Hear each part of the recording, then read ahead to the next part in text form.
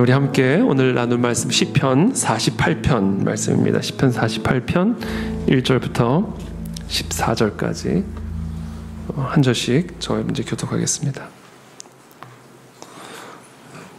저부터 읽겠습니다. 여호와는 위대하시니 우리 하나님의 성 거룩한 산에서 극진히 찬양 받으시리로다. 터가 높고 아름다워 온 세계가 즐거워하며 큰 왕의 성 곧 북방에 있는 시온산이 그러하도다. 하나님이 그 여러 궁중에서 자기를 요새로 알리셨도다. 왕들이 모여서 함께 지나갔으며 그들이 보고 놀라고 두려워 빨리 지나갔도다. 거기서 떨림이 그들을 사로잡았으 고통이 해산하는 여인의 고통 같도다. 주께서 동풍으로 다시스의 배를 깨뜨리시도다. 우리가 들은 대로 만군의 여호와의 성 우리 하나님의 성에서 보았나니 하나님이 이를 영원히 견고하게 하시리로다.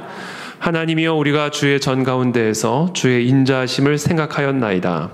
하나님이여 주의 이름과 같이 찬송도 땅 끝까지 미쳤으며 주의 오른손에는 정의가 충만하였나이다. 주의 심판으로 말미암아 시온산은 기뻐하고 유다의 딸들은 즐거워할지어다. 너희는 시온을 돌면서 그것을 둘러보고 그 망대들을 세어보라. 그의 성벽을 자세히 보고 그의 궁전을 살펴서 후대에 전하라.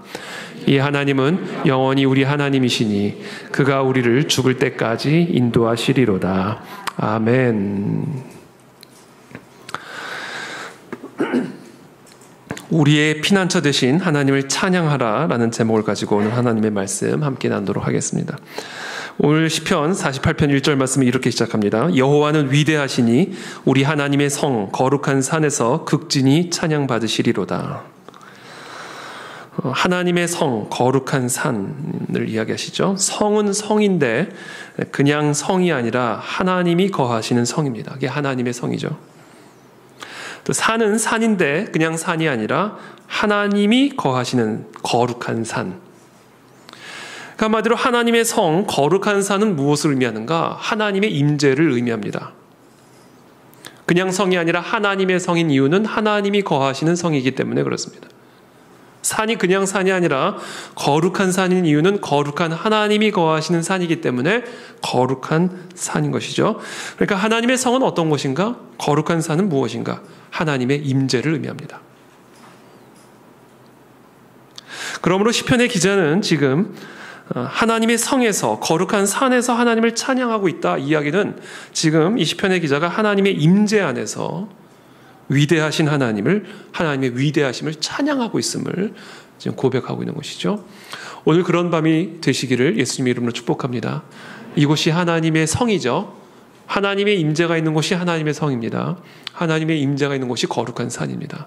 오늘 시편의 기자는 바로 그 여호와 하나님의 임재 안에서 그 위대하신 하나님의 그 위대하심을 극진히 찬양하고 있는 모습을 우리에게 보여주고 있습니다.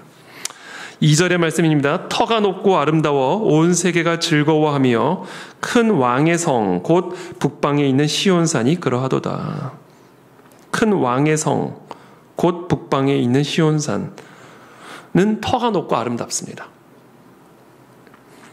여기서 말하는 큰 왕의 성은 1절에 말씀하시는 하나님의 성을 의미하는 것이고 또 여기서 말씀하시는 북방에 있는 시온산은 1절에서 말씀하신 거룩한 산을 의미하는 것이죠. 한마디로 하나님의 임재를 동일하게 의미하는 겁니다. 하나님의 임재는 터가 높고 아름답다. 아름다운 그 하나님의 임재로부터 무엇이 흘러나오는가? 온 세상의 즐거움이 흘러나온다.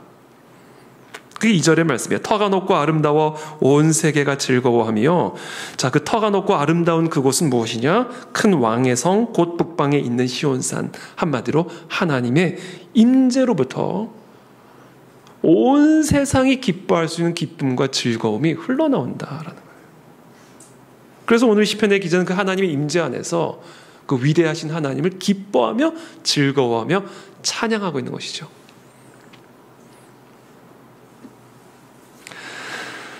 자, 그렇다면 여호와께서 온 세상의 기쁨이 되시는 이유는 무엇일까? 하나님의 임재. 그건 하나님이죠. 하나님의 임재가 온 세상의 기쁨이 되시는 이유는 무엇일까? 시편의 기자가 그 하나님의 임재 안에서 하나님의 아름다움을 찬양하며 기뻐하는 이유는 무엇인가? 그것을 3절에서 이렇게 말씀하십니다. 하나님이 그 여러 궁중에서 자기를 요새로 알리셨도다. 여기서 말하는 요새는 피난처죠. 하나님이 그 여러 궁중에서 자기를 요새로 알리셨도다. 하나님이 우리의 요새 되심을 그 하나님의 임재 안에서 우리에게 가르쳐 주셨기 때문에 우리가 그 하나님의 임재 안에 들어갔을 때 그 하나님의 임재 안에서 하나님 자신을 우리의 요새로 알려주셨기 때문에 피난처라는 사실을 가르쳐 주셨기 때문에 너무나 즐거워하며 기뻐하며 그 아름다운 하나님의 임재를 찬양하고 있다는 거예요. 저는 오늘 그것을 경험하는 저와 여러분들이 되실 줄을 믿습니다. 하나님의 임재 안에서 우리의 피난처 되시는 그 하나님을 우리가 만나게 된다. 이게 시편의 기자가 오늘 기뻐하며 즐거워하며 하나님을 찬양하고 있는 이유예요. 하나님의 임재 안에서 피난처 되신 하나님을 알게 된 겁니다. 깨닫게 된 거예요. 느끼게 된 겁니다. 경험하게 된 거예요.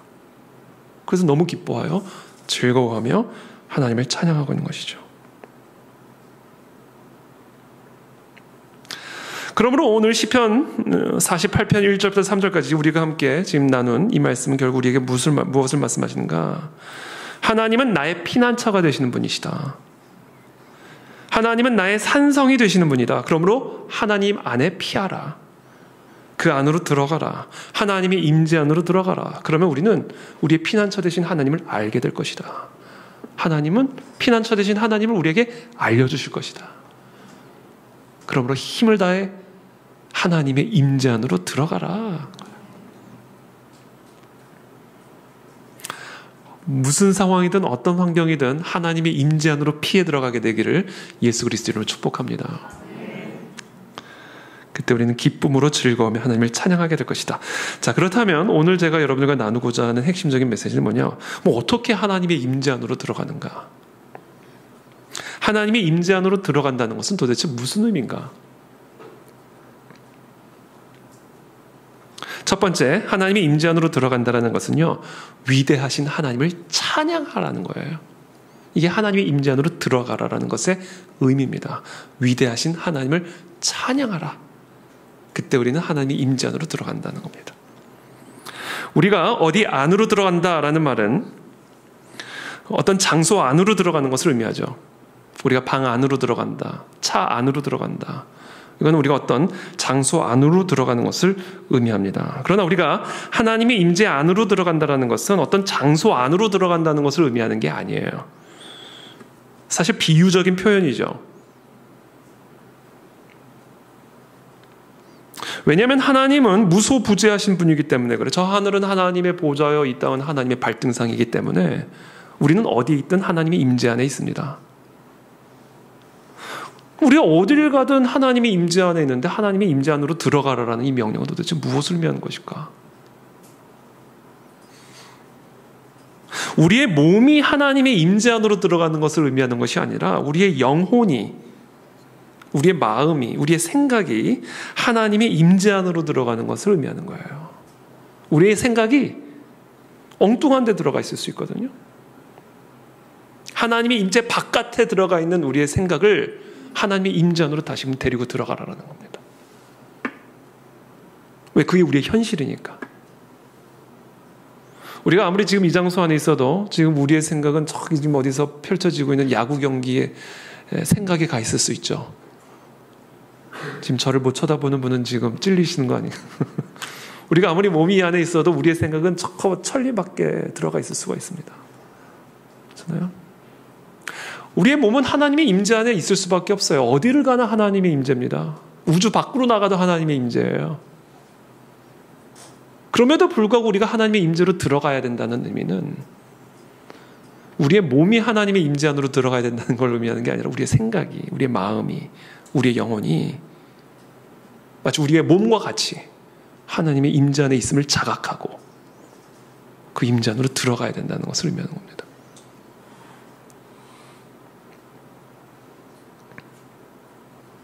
그렇다면 우리가 어떻게 해야 우리의 영혼과 마음과 생각이 하나님의 임재 안으로 들어가게 되는가?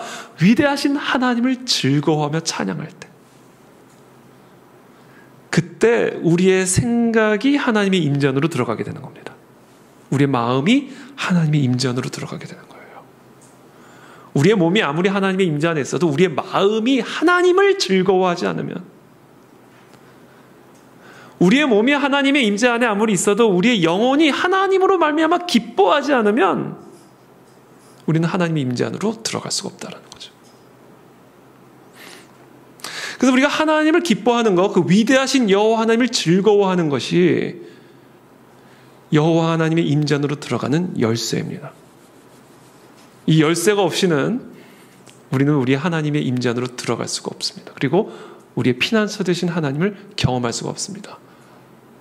하나님의 피난처 되신 하나님 안으로, 우리의 산성 되신 여호와 하나님 안으로 들어가 그 하나님의 전능하신 보호를 누릴 수가 없다.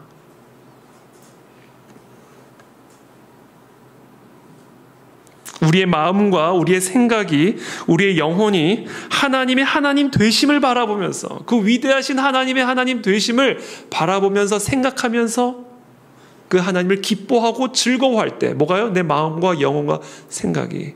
그때 우리의 마음과 영혼과 생각이 하나님의 임재 안으로 들어가 피난처 되신 하나님을 알게 된다라는 거예요.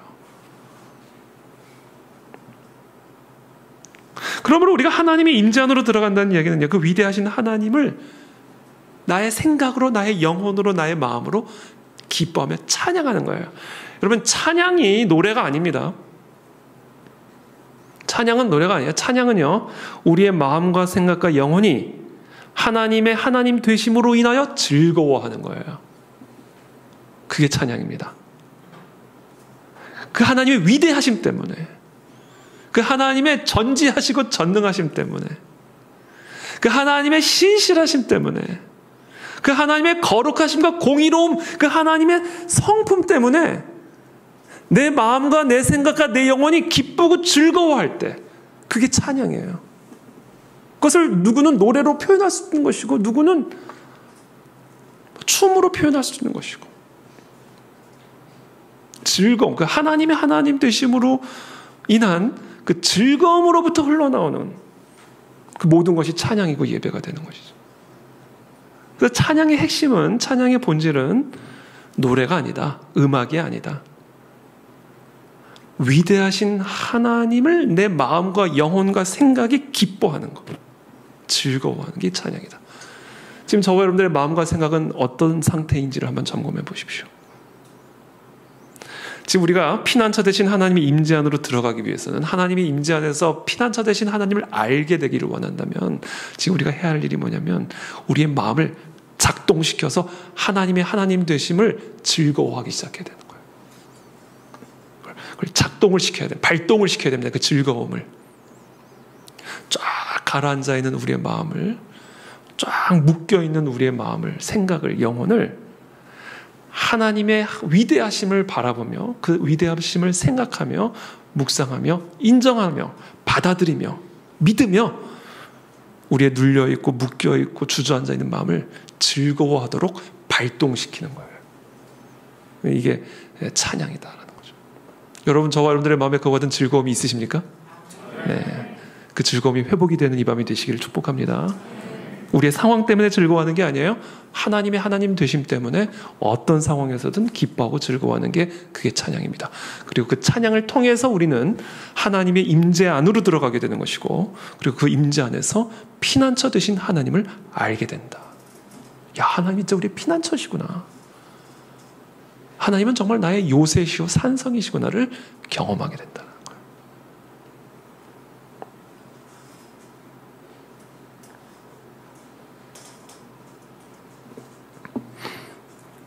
그래서 이와 같은 위기의 때 예배가 멈춰져서는 안 된다는 거예요. 우리는 예배를 통해서 피난처 되신 하나님을 경험하게 되거든요. 이와 같은 찬양을 통해서 우리는 하나님의 임재 안에서 우리를 보호하시고 지키시는 여호와 하나님을 경험하게 되는 거거든요. 우리는 예배를 드릴 때 가장 안전한 장소 안에 거하게 되는 거예요. 지금 저와 여러분들이 지금 어떤 상황 가운데 놓여 있든지 간에, 지금 이 땅에 교회와 나라와 열방이 지금 어떤 상황 가운데 놓여져 있든지 간에 그냥 그 자리에서 온 하늘과 땅의 모든 권세를 갖고 계신 그 위대하신 하나님을 즐거워하기 시작하십시오. 그 하나님으로 인해, 상황 때문이 아니라 하나님 때문에.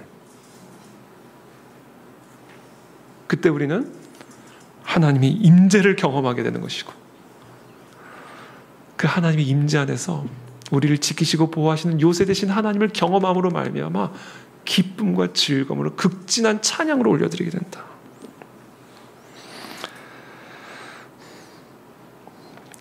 지금 우리의 상황을 한번 보시죠. 개인적인 상황도 보셔도 좋고, 아니면 지금 이 땅에 교회가 처한 상황을 보셔도 좋고, 또 국가적인 상황을 보셔도 좋고, 전 세계 상황을 한번 보시죠. 이런 상황을 보면 정말 암담하죠. 두렵기까지 합니다.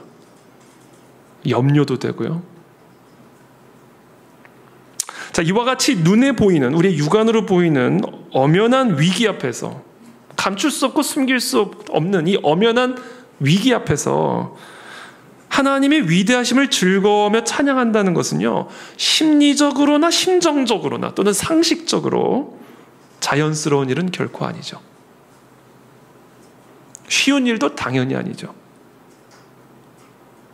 우리의 본능에 반하는 일입니다. 즐거워야 즐거워하죠. 전혀 즐겁지 않은데 즐거워한다는 것은 상식적으로나 심리적으로나 심정적으로 우리의 본능을 거스르는 행위예요. 자연스러운 일이 아니죠.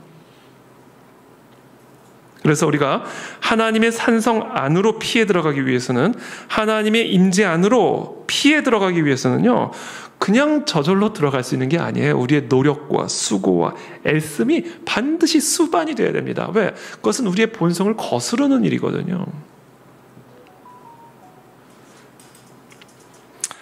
최근에 정말 이 아프가니스탄 사태를 보면서 정말 너무너무 가슴 아프고 좀 너무너무 슬픈 그런 지금 이 아프가니스탄의 사태를 이제 뉴스 보도를 통해서 접하게 되는데, 미군 수송기를 타기 위해서 정말 어마어마한 인파가 그 공항에 몰려들잖아요. 근데 물론 그 제한된 자리에 모든 아프가니스탄 피난민들을 다 태울 수가 있겠습니까? 거기 탄 사람들 보면, 야, 저기를 어떻게 탔지? 생각이 들 만큼 엄청난 경쟁률을 뚫고 그곳에 타게 됐어요. 그렇죠? 그냥 저절로 탄 게 아니겠죠. 뭐 어마어마하게 필사적인 노력을 통해서 탔겠죠. 거기 심지어 타지 못한 사람들은 비행기 겉에 매달려가지고 이륙을 하는데 매달리고 갔다가 이륙을 해서 그냥 공중에서 떨어지는 게 다 카메라에 잡혀요. 필사적으로 매달리는 거예요. 저절로 피난처 안에 들어갈 수 있는 게 아니에요. 여러분, 그 미군 수송기 안에 타기 위해서도 그와 같은 필사적인 노력을 하는데, 전능하신 여호와 하나님이라고 하는 그 피난처 안에 들어간다는 일에 우리 얼마나 큰 수고와 애씀을 쏟아부어야 할지를 여러분 한번 점검하고 또 반성하게 되기를 바랍니다.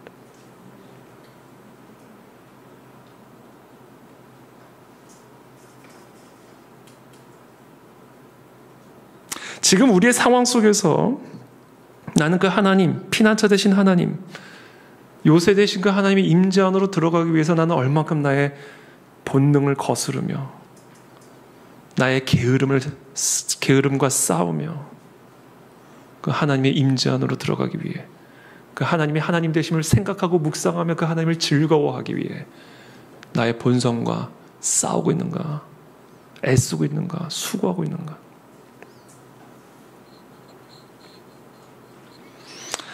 지금 우리의 상황 속에서 하나님의 위대하심을 즐거워하며 찬양한다는 것이 우리의 상식과 우리의 감정과 우리의 본능에 반하는 일일 수는 있지만, 정말 하나님의 임재만이 우리의 요새요 피난처 되신다면 정말 우리는 죽기 살기로 필사적으로 그 수고를 해야만 한다라는 것이죠. 사도행전 16장에 보면 바울과 실라가 한 귀신 들린 여종을 치유해 주죠. 그 귀신 들린 여종을 통해서 돈을 벌던 사람들이 화가 나가지고 이 바울과 실로를 막 고발하고, 그래서 결국 바울과 실라가 투옥이 됩니다. 착고에 든든히 차여서 이렇게 기록이 돼요. 착고에 든든히, 그러니까 온몸이 묶인 거예요. 온몸이 완전히 묶인 상태로 감옥에 들어갑니다. 그 상황을 이렇게 기록하죠. 그때 한밤중에, 물론 이건 물리적인 한밤이죠. 그러나 동시에 지금 바울과 실라가 처한 상황이 깊은 진흙과 같은, 칠흑과 같은 어둠 가운데 있는 한밤 위기였습니다. 그 한밤중에 바울과 실라가 무엇을 하고 있었는가? 기도하고 하나님을 찬송하며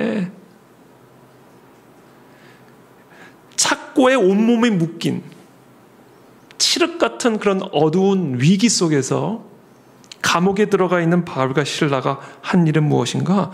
하나님을 찬송했다. 감옥 안에 들어가 있어도 우리가 하나님이 하나님 되심을 생각하며 그 하나님을 즐거워하며 찬양할 때 그 감옥 안에 하나님의 임재문이 열리는 것을 여러분 믿으시길 축복합니다. 그걸 하나님을 찬송할 때 죄수들이 들었어요. 근데 죄수들만 들은 게 아니에요. 하나님이 들으시죠. 이에 갑자기 큰 지진이 나서 옥터가 움직이고 문이 곧 다 열리며, 여러분 하나님의 임재가 감옥 문 안에 열리니까요, 감옥 문이 열려요. 왜냐하면 하나님의 임재는 피난처시거든요. 하나님의 임재는 요새시거든요. 그래서 그것이 아무리 한밤중이라 할지라도 하나님의 임재가 그 한밤중에 임하면 빛이 임하는 것이고, 그것이 아무리 감옥이라 할지라도 그 감옥 안에 하나님의 임재가 임하면 그 감옥 문이 열리는 겁니다. 이게 비밀이에요. 이게 놀라운 비밀이에요. 옥토가 움직이고 문이 곧 다 열리며 모든 사람의 매인 것이 다 벗어진지라. 온몸이 꽁꽁 묶인 상태에서 하나님을 즐거워하며 기뻐하며 그 하나님을 찬송할 때 묶인 것들이 다 풀려지잖아요. 뭐의 핵심이 있다?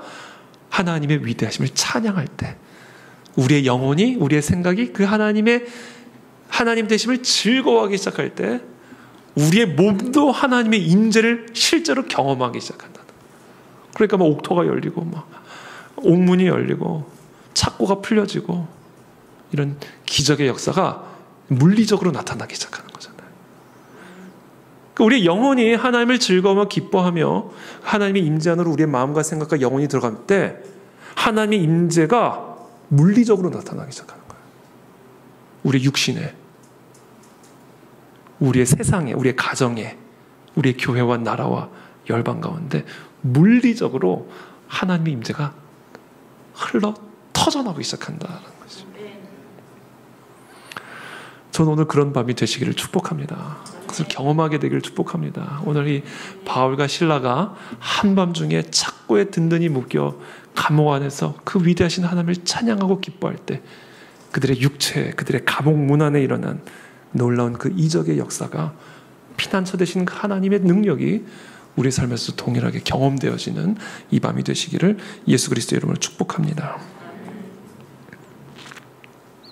4절의 말씀입니다. 왕들이 모여서 함께 지나갔으며 그들이 보고 놀라고 두려워 빨리 지나갔도다.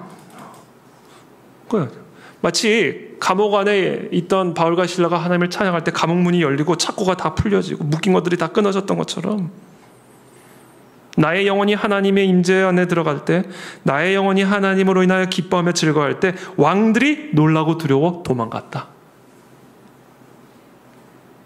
거기서 떨림이 그들을 사로잡으니 고통이 해산하는 여인의 고통 같도다. 주께서 동풍으로 다시 세배를 깨뜨리시도다. 이런 일들이 우리의 삶에 일어난다는 거예요. 물리적으로 나타나는 거예요. 우리의 영혼에서 일어나는 일이요, 물리적으로 나타나는 것이죠. 하나님이 동풍을 불어서 다시 세배를 깨뜨리시기 시작하고, 나를 잡으려고 쳐들어오던 왕들이 나를 보고는 두려워 도망가기 시작하고. 시편 48편 8절입니다. 우리가 들은 대로 만군의 여호와의 성, 우리 하나님의 성에서 보았나니 하나님이 이를 영원히 견고하게 하시리로다. 그렇습니다. 우리는 하나님의 임재 안에서 그 무엇도 그 하나님의 임재를 뚫고 우리를 해할 수 없는 하나님의 완벽한 견고한 승리를 경험하게 될 것입니다. 그러므로 오늘 이 시편의 기자는 우리에게 강력하게 촉구하고 호소합니다. 너의 영혼으로, 너의 마음으로, 너의 생각으로 하나님의 위대하심을 즐거워하라. 기뻐하라. 찬양하라. 비록 그것이 너의 본성을 거스르는 일이라 할지라도, 비록 그것이 너의 상황을 거스르는 일이라 할지라도 그것과 싸워 우리의 영혼으로 하나님을 기뻐하며 즐거워할 때 그 하나님의 임재가 물리적으로, 그 하나님의 피난처 되심이 물리적으로 우리의 감옥 안에, 우리의 묶인 사슬 안에, 결박 안에 흘러 터져나오게 될 것이다. 이것이 오늘 우리에게 주시는 약속의 말씀이죠. 우리가 이 하나님의 임재 안으로 들어간다는 첫 번째, 위대하신 하나님을 찬양하는 거예요. 우리의 생각과 우리의 마음과 영혼으로 즐거워하는 겁니다. 두 번째, 하나님의 임재 안으로 들어가는 것이란 무엇이냐? 우리의 마음과 생각과 영혼으로 여호와 하나님의 인자하심을 생각하는 겁니다. 이 우리가 하나님의 임재 안으로 피해 들어가는 거예요. 9절의 말씀입니다. 하나님이여, 우리가 주의 전 가운데에서 주의 뭘 생각했다고요? 인자하심을 생각하였나이다. 그러니까 우리가 어떤 상황 가운데 있든지, 어떤 환경 가운데 있든지, 한밤중이든 감옥문이든 착고에 묶인 상태이든 우리의 생각까지 묶을 수는 없죠. 착고가 우리의 팔은 묶을 수는 있어도 착고가 우리의 생각을 묶을 수는 없다고요. 감옥이 우리의 몸을 가둘 수는 있어도 우리의 영혼까지는 가둘 수는 없단 말이에요. 그러므로 그런 상황이라 할지라도 그 상황 속에서 하나님의 인자하심을 생각하라는 거예요. 나를 향한 하나님의 그 인자하심을, 나를 향한 그 하나님의 신실한 사랑을 생각하라는 거예요. 그 생각 속으로 피해 들어가라는 겁니다. 그것이 우리가 피난처 되신 하나님의 임재 안으로 들어가는 법이에요. 그때 하나님의 인자하심이 물리적으로 또한 우리 삶에서 터져나오기 시작합니다. 염려와 두려움이 엄습할 때, 원수들의 공격이 나를 향하여 진행이 될 때, 사방에 우겨쌈을 당한 것 같은 어려움이 불어닥칠 때, 피난처 되신 여호와 하나님의 임재 안으로 들어가 하나님의 피난처 되심을 경험하는 법은, 하나님은 나를 사랑하시며 나에게 인자를 베푸시는 분이라는 이 사실을 생각하는 거예요. 그 생각 속으로 피해 들어가는 겁니다.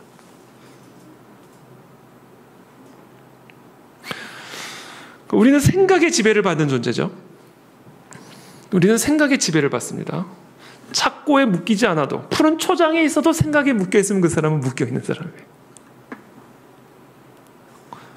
궁궐에 들어가 있어도 그 사람의 영혼이 묶여있으면 그 사람은 묶여있는 사람입니다. 그러나 그 사람이 감옥 안에 들어가 있을지라도 영혼이 자유하면 그 사람은 자유한 영혼이에요. 우리는 생각의 지배를 받는 존재이기 때문에 그래요. 마음의 지배, 영혼의 지배를 받는 존재이기 때문에 그렇습니다. 그래서 우리가 생각하는 대로 보게 되어 있어요. 보는 대로 생각한다고 말하지만 그건 천만의 말씀이에요. 아니요, 생각하는 대로 봅니다. 그러니까 우리의 시선을 바꾸려면, 관점을 바꾸려면 뭘 바꿔야 되는지 아세요? 생각을 바꿔야 돼요. 우리가 생각하는 대로 보고요, 생각하는 대로 듣고요, 생각하는 대로 행동합니다. 왜냐하면 우리는 생각의 지배를 받는 존재이기 때문에 그래요. 우리의 생각이 우리의 관점을 결정하고 우리의 행동을 결정합니다. 스컷 팩이라고 하는 정신의학자가 있어요. 이분이 뭐라고 얘기를 했냐면, 원죄는 생각의 게으름으로부터 시작이 됐다, 이렇게 했어요. 사단의 미혹을 들었을 때, 사단의 유혹을 들었을 때 그 순간 한 번만 생각했었더라도 먹으면 죽는다 라고 분명하게 말씀하신 그 하나님의 말씀을 한 번만, 1분만 생각했어도 절대로 그걸 따먹지 않았을 텐데, 아담과 하와가 그 사단의 유혹을 듣고는 덜컥 먹기에 좋고 보기에 좋다고 해서 따먹은 이유는 이게 다 생각이 게을렀기 때문이다. 생각이.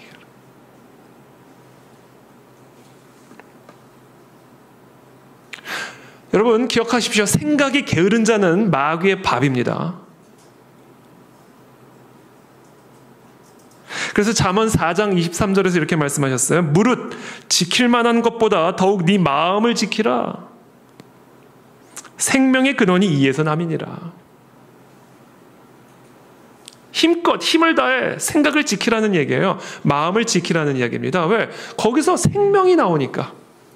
거기서 관점이 나오고 거기서 뭐를 들을지를 결정을 짓고 거기서 행동이 나오니까 거기서 다 생명이 나오는 거다라는 거예요. 우리 삶에 지켜야 할 게 참 많죠. 건강도 지켜야 되죠. 행복도 지켜야 되죠. 재산도 지켜야 되죠. 평화도 지켜야 되죠. 번영도 지켜야 되죠. 여러분 오늘 하루도 무언가를 지키기 위해 수고하고 애쓰다 아마 오늘 이 자리에 오셨을 겁니다. 그러나 그 모든 것보다 더욱 힘을 써서 지켜야 할 것, 그것은 바로 우리의 마음이요 우리의 생각이다라는 거예요.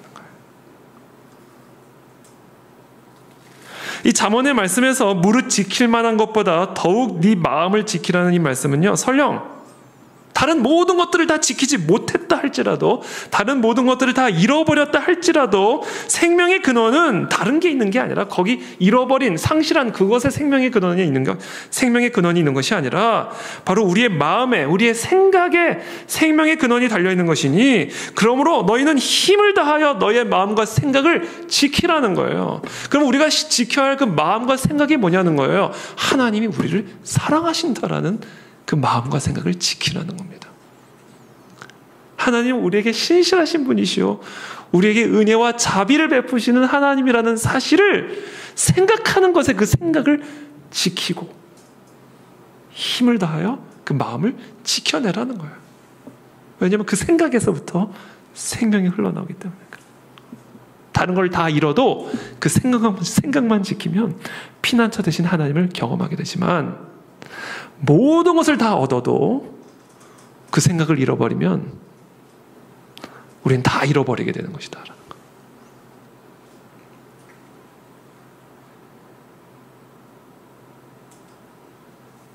하나님이 여러분을 사랑하시는 것을 믿으십니까?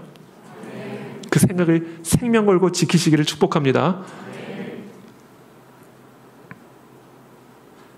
마치 우리의 건강을 지키든 우리의 재산을 지키든 우리의 생명을 지키든, 아니 그것보다 더한 열심으로 하나님은 나를 사랑하시는 분이시오, 나에게 인자를 베푸시는 나의 하나님 아버지라는 그 사실을 생각하는 것을 지켜야 된다는 거예요.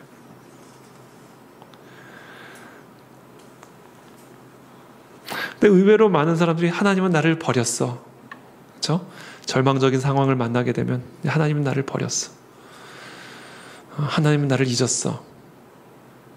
제가 얼마 전에 설교할 때, 언제인지 기억이 안 나는데 얼마 전인데 며칠 전인 것 같은데, 제가 정말 원하고 바라는 것을, 지난주 금요일이었군요. 제가 정말로 원하고 바라는 것을 하나님이 안 들어주셨을 때, 하나님은 나를 버리셨어, 그러니까 나도 하나님을 버릴 거야 라고 생각했던 그런 경험들이 있어요. 정말로 그건 어리석은 일이다라는 거죠.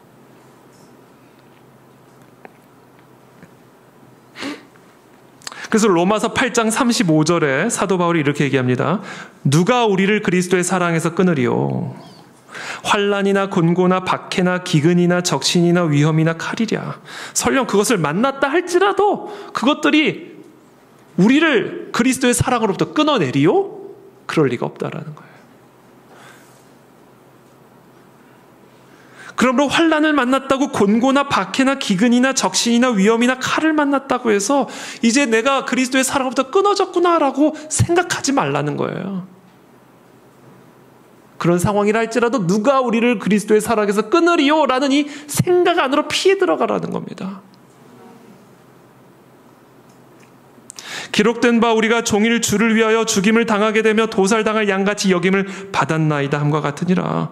그러나 이 모든 일에 우리를 사랑하시는 이로 말미암아 우리가 넉넉히 이기느니라. 이 생각 안에 피난처가 있는 거예요. 하나님 안에 피한다는 이야기는 바로 이 생각 안으로 피한다는 얘기입니다. 그러면 우리는 무엇을 지키는 것보다 더한 힘과 수고와 애씀을 가지고, 하나님은 나를 사랑하시는 분이야, 누가 나를 하나님의 사랑에서 끊으리요? 그 무엇도, 그 어느 것도 나를 하나님의 사랑으로부터 절대로 끊을 수가 없다라고 하는 이 생각을 지키고 그 생각 안으로 피해 들어가라는 겁니다.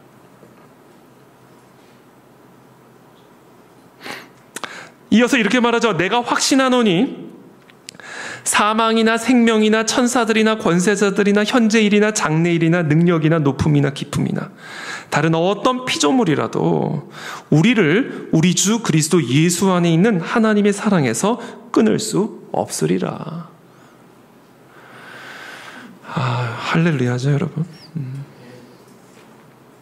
근데 여기서 한 가지 우리가 짚고 넘어가야 되겠습니다. 지금 이 로마서 8장 38절 39절에서 하나님의 사랑에서 끊을 수 없다고 말씀하셨는데 하나님의 사랑이 지금 어디 안에 있다고 말씀하세요? 그리스도 예수 안에 있는 하나님의 사랑에서 끊을 수 없다. 이렇게 말씀하십니다. 하나님의 사랑이 어디 있다고요? 예수 그리스도 안에 있다라는 거예요. 그러므로 나를 향하신 하나님의 사랑을 생각한다라는 거, 그것은 예수 그리스도를 생각하는 거예요. 예수 그리스도는 누구신가를 생각하는 겁니다. 그 그리스도께서 나를 위해서 무슨 일을 하셨는가를 생각하는 겁니다. 우리가 그와 같은 생각 안으로 피해 들어갈 때 우리는 하나님의 사랑 안에 거하는 피난처 되신 하나님을 경험하게 된다는 것이죠. 예수는 누구신가? 그리고 그 예수 그리스도께서 나를 위해서 행하신 일은 무엇인가를 생각하라는 거예요. 그 생각 안으로 피해 들어가라는 겁니다. 여러분, 예수 그리스도는 누구시죠? 예수 그리스도는 하나님이시죠.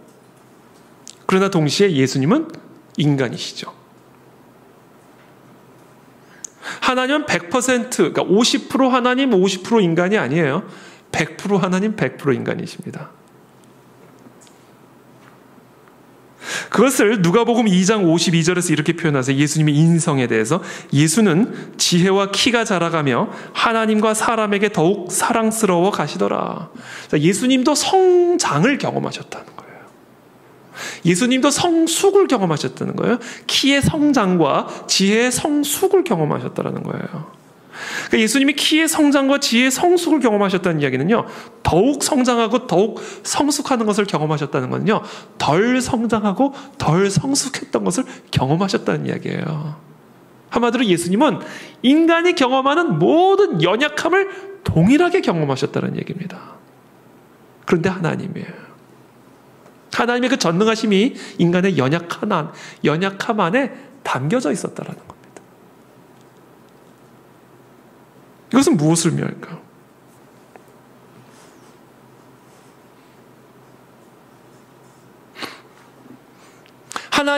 예수님의 그 연약함, 인간이 갖고 있는 그 연약함이 하나님의 전능하심 안에 담겨져 있었다는 얘기는 뭐냐면, 예수님은 연약하신 분이었지만 죄는 없으셨음을 의미하는 겁니다. 연약한 힘을 가지고 계셨지만 그러나 그 연약한 힘 때문에 죄를 저지르지는 않았다는 거예요. 예수님은 연약한 지혜를 가지고 있었지만 그러나 그 연약한 지혜 때문에 죄를 범하지는 않았다는 얘기예요. 우리는 우리의 연약함 때문에 죄를 짓죠. 그러나 예수님은 그 예수님이 갖고 있는 인간의 연약함 때문에 죄를 지으신 분은 아니었어요. 왜? 그 연약함이요, 하나님의 전능함 안에 있었기 때문에 그래요. 하나님의 그 전지하심이 인간의 연약함 안에 담겨져 있었기 때문에 예수님이 갖고 있었던 그 연약한 인간됨이 죄로까지는 나가지 않았던 거예요. 그러면 왜 굳이 예수님께서 그렇게 연약한 인간의 모습으로 오셨을까? 전능하신 하나님이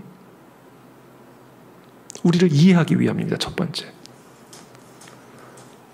여러분, 제일 최악의, 이거는 약간 농담이니까 또 개인적으로는 받아들이지 마십시오. 최악의 과외 선생님이요, 서울대생이라는 얘기를 하잖아요, 종종. 이거를 왜 모르는지를 이해를 못해요. 그걸 왜 틀리는지를 이해를 못해요. 그러니까 가르쳐주기가 싫어. 너 바보니? 이 말밖에 할 게 없는 거야. 왜 이걸 모르니? 이거 몰라봤어야 설명을 해주는데, 몰라봤어야 이 아이의 어려움을 이해를 해주는데, 뭐 그런 걸 경험해보지를 않았으니까 모르면 꾸중을 하고 틀리면 핀잔을 주고 그렇게 되는 거죠. 예수님이 인간으로 오셔야만 했던 이유는, 전능하신 하나님이 인간의 모습으로 오셔야만 했던 이유는 인간의 연약함을 동정하기 위함입니다. 아시기 위함이죠. 근데 그것을 아실 뿐만 아니라 그 연약함에 있는 우리들을 건져내 주시기 위해서 전능하신 하나님이 인간의 옷을 입고 이 땅에 오신 겁니다. 여러분, 동일하게 물에 빠진 사람이 서로를 구해줄 수 있습니까? 서로 붙잡으면 같이 빠져들죠. 물에 빠진 사람을 건져내려면요, 물 밖에서 와야 됩니다. 그 전능하신 하나님이 연약한 인간의 옷을 입고 이 땅에 오신 이유는 인간의 연약함을 이해하실 뿐만 아니라 그 연약한 인간을 건져내시기 위함이다. 그래서 예수님은 우리와 동일한 연약함을 갖고 계신 인간이었지만 죄는 없으신 전능하신 하나님이세요. 그래서 히브리서 기자가 우리에게 말씀하시는 겁니다. 그러므로 우리에게 큰 대제사장이 계시니 승천하시니 곧 하나님의 아들 예수시라. 우리가 믿는 도리를 굳게 잡을지어다. 우리에게 있는 대제사장은 우리의 연약함을 동정하지 못하시리가 아니요, 모든 일에, 예외가 없어요, 모든 일에 우리와 똑같이 시험을 받으신 이로되 죄는 없으시니라. 그러므로 우리는 긍휼하심을 받고 때를 따라 돕는 은혜를 얻기 위하여 은혜의 보좌 앞에 담대히 들어갈 것이라, 나아갈 것이라. 우리 모두는 연약합니다.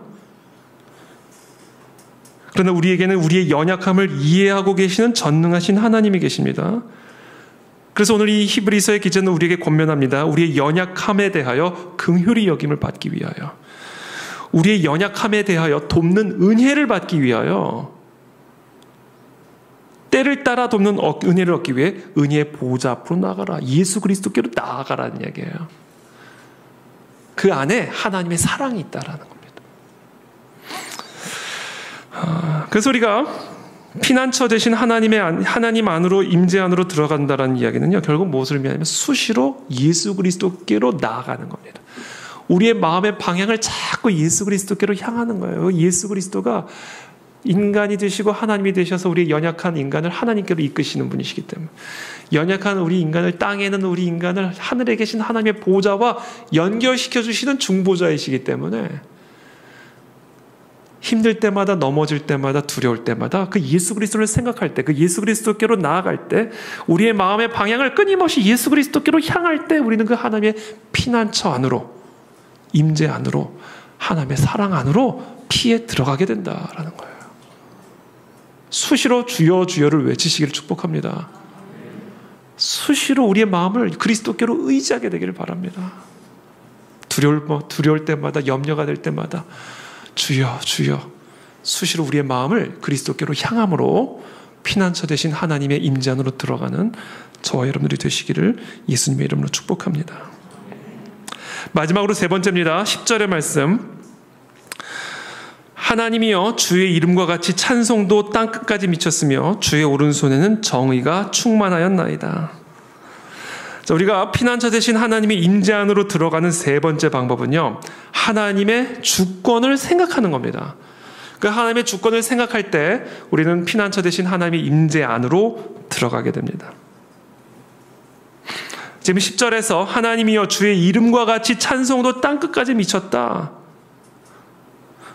주의 오른손에는 정의가 충만하였나이다, 이 이야기가 무엇을 의미할까요? 하나님의 이름과 같이 찬송도 땅끝까지 미쳤다. 하나님의 이름은 곧 하나님의 주권을 의미한다고 볼 수 있죠. 하나님의 이름은 하나님의 권세를 의미합니다. 그 하나님의 이름이 땅끝까지 미쳤다 이야기는 하나님의 권세는 땅끝까지 미친다라는 거예요. 온 세상이 하나님의 주권과 통치 아래에 있다라는 것을 의미하는 겁니다. 하나님의 주권으로부터 벗어나 있는 것은 세상에 1인치도 없습니다.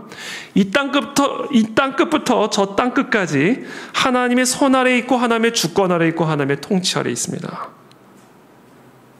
그러므로 우리의 찬송도 주의 이름이 땅끝까지 미침과 같이 우리의 찬송도 땅끝까지 미쳐야 된다는 얘기예요.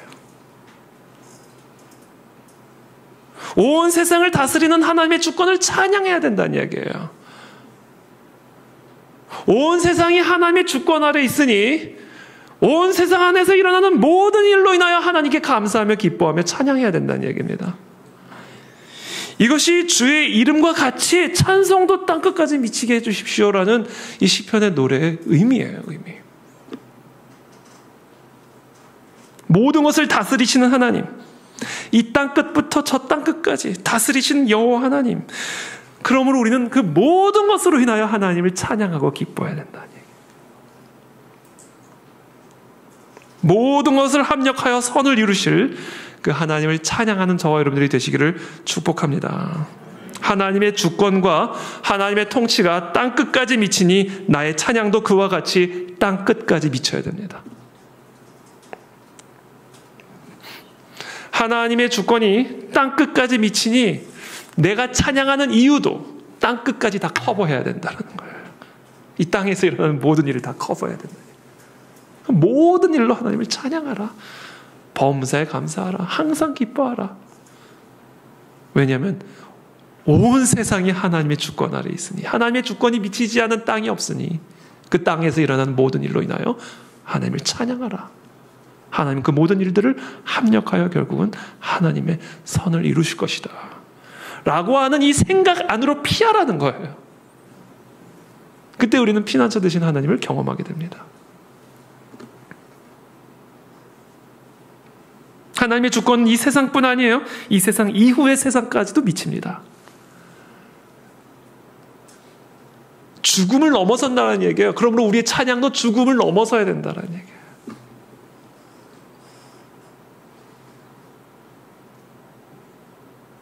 그 사실 안으로 피해 들어가라는 것. 특별히 하나님은 공의로 다스리고 통치하시는 하나님이라고 지금 고백합니다. 하나님이여 주의 이름과 같이 찬송도 땅끝까지 미쳤으며 주의 오른손에는 정의가 충만하였나이다. 자, 하나님의 권세가, 하나님의 주권이 땅끝까지 미치는데 그 땅끝까지 미치는 하나님의 주권과 권세는 뭐로 충만하냐? 공의로 충만하다라는 거예요. 하나님의 이름, 하나님의 손, 이건 다 하나님의 주권을 의미하는 것이죠.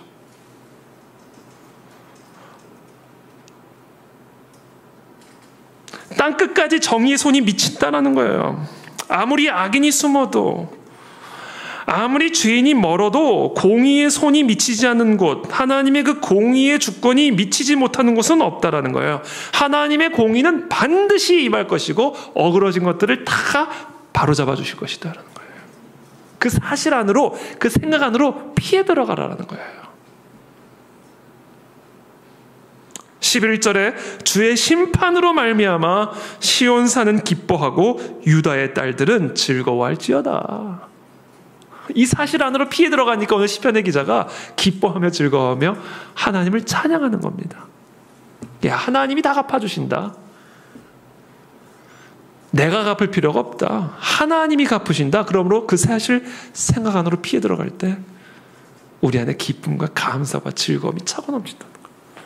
하나님의 심판은 저 북한의 주석궁 침실까지도 들어갑니다. 하나님의 공의로운 심판은 이 세상 누구의 비밀스러운 장소라 할지라도 그 모든 방호벽을 뚫고 들어가 그의 정수리를 강타하실 것입니다. 그러므로 이 세상의 불의로 인하여, 이 세상의 불의한 자 때문에 염려하거나 두려워하지 말라. 하나님의 공의의 주권, 하나님의 그 공의의 심판자의 손이 이 땅에 미치지 않는 곳이 없으니 그 생각, 그 사실 안으로 피해 들어가 하나님을 찬양하라, 기뻐하라. 그래서 오늘 이 밤에 저와 여러분들 모두가 바로 이 사실, 이 생각 안으로 피해 들어가 그 위대하신 하나님을 기뻐하며 찬양하게 되기를 축복합니다. 그때 우리는 그 하나님의 임재 안으로 들어가 우리를 지키시고 보호하시는 피난처 되시는 여호와 하나님을 경험하게 될 줄을 믿습니다. 12절 13절입니다. 너희는 시온을 돌면서 그곳을 둘러보고 그 망대들을 세워보라. 그의 성벽을 자세히 보고 그의 궁전을 살펴서 후대에 전하라. 성경에 보면요, 후대에 전하라는, 후대에 전하라, 후대에 전하라, 후대에 전하라.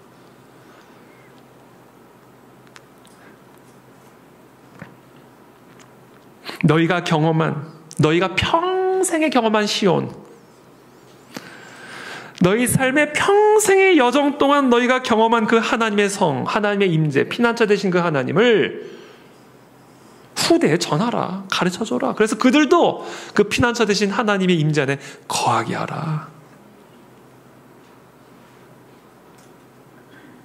시편 48편 14절 이 하나님은 영원히 우리 하나님이시니자 이 하나님은 영원히 우리 하나님이시다. 그러므로 그가 우리를 죽을 때까지 인도하시리로다. 저는 오늘 이 시편 48편 말씀을 48편인가요? 48편이죠. 이 시편 48편 말씀을 한참을 읽고 또 읽고 또 읽고 또 읽었어요. 너무 어떻게 보면 되게 시적인 표현이기 때문에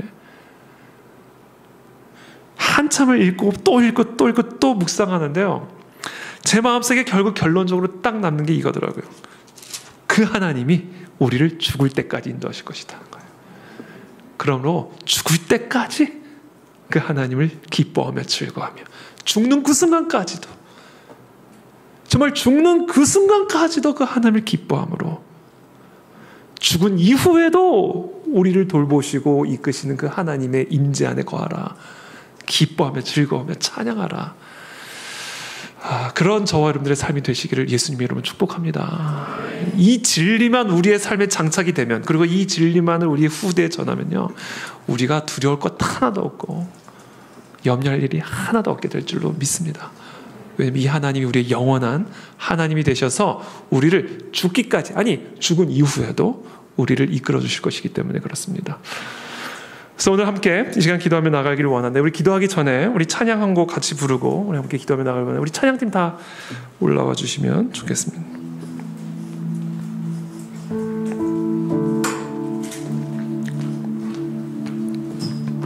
나의 안에 거하라. 함께 우리 한번 좀 찬양하면서 나가겠습니다. 함께 찬양하고 함께 기도하며 나가겠습니다.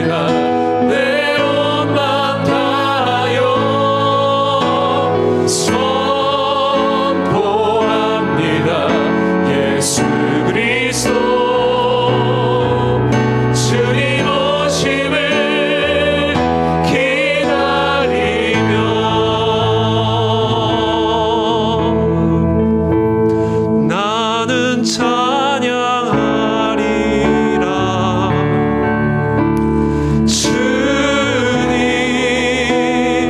영광을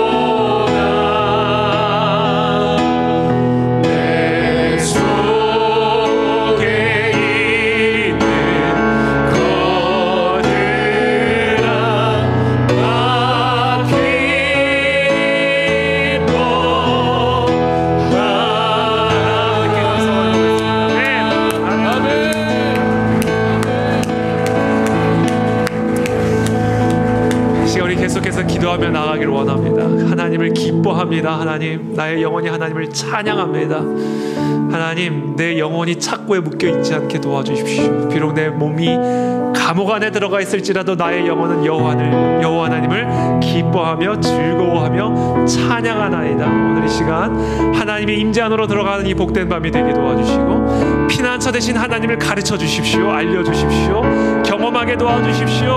하나님의 임재로 이 성전을 충만하게 하여 주시옵소서. 우리 주여 한번 부르짖고 기도합니다.